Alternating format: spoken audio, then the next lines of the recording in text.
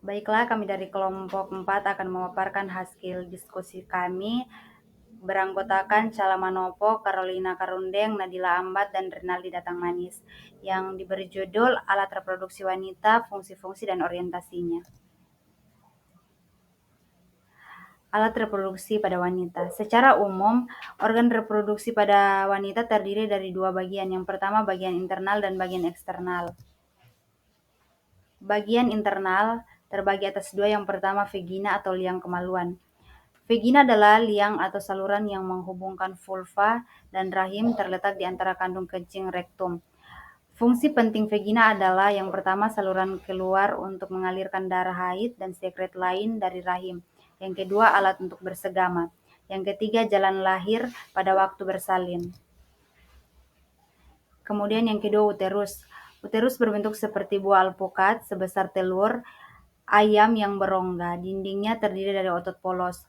Uterus terdiri dari endometrium, myometrium yang terdiri dari otot polos, yang ketiga perimetrium. Kemudian bagian eksternal. Yang pertama labia mayora. Labia mayora merupakan dua lipatan jaringan lemak yang tertutup kulit yang terbentang dari mons pubis di anterior bergabung dengan otot perineum. Kemudian labia minora. Labia minora merupakan dua lipatan tipis kulit menutupi labia mayora. Labia minora lembut, tidak ditutupi rambut, dan mengandung beberapa kelenjar keringat dan kelenjar sebasea. Kemudian klitoris. Klitoris adalah penonjolan kecil jaringan erektil dengan panjang kira-kira 2,5 cm. Kaya akan suplai pembuluh darah dan serabut saraf. Sebagai respon terhadap rangsangan, klitoris menjadi ereksi dan terisi dengan darah dengan cara yang sama yang terjadi pada penis laki-laki. Kemudian orificium vagina atau introitus.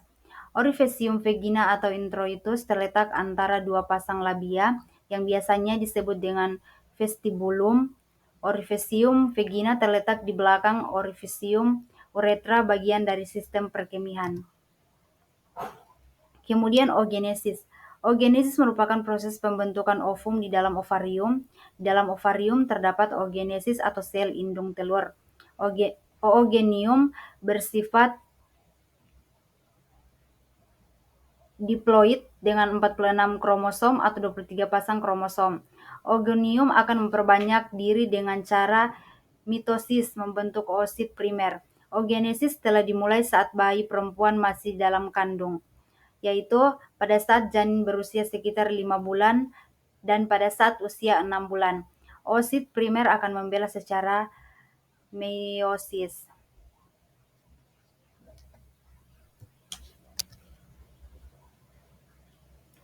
Berikut, saat memasuki masa pubertas, anak perempuan akan mengalami perubahan hormon yang menyebabkan oosit primer melanjutkan meiosis tahap pertamanya. Oosit yang mengalami meiosis akan menghasilkan dua sel yang tidak sama ukurannya. Jika tidak terjadi fertilisasi, oosit sekunder akan mengalami generasi. Namun jika ada sperma masuk ke oviduk, meiosis pada oosit sekunder akan dilanjutkan kembali.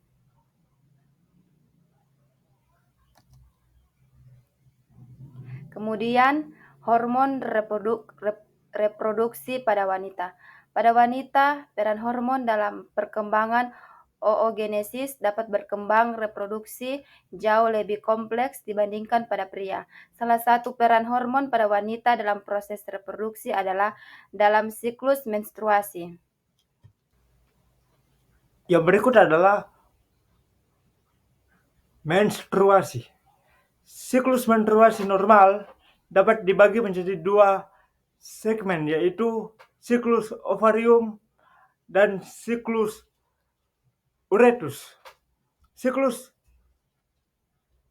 indung telur terbagi menjadi dua, yaitu siklus folikuler dan siklus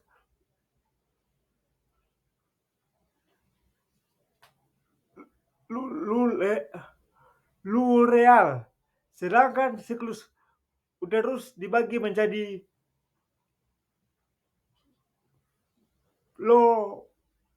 proliferias dan masa sekresi.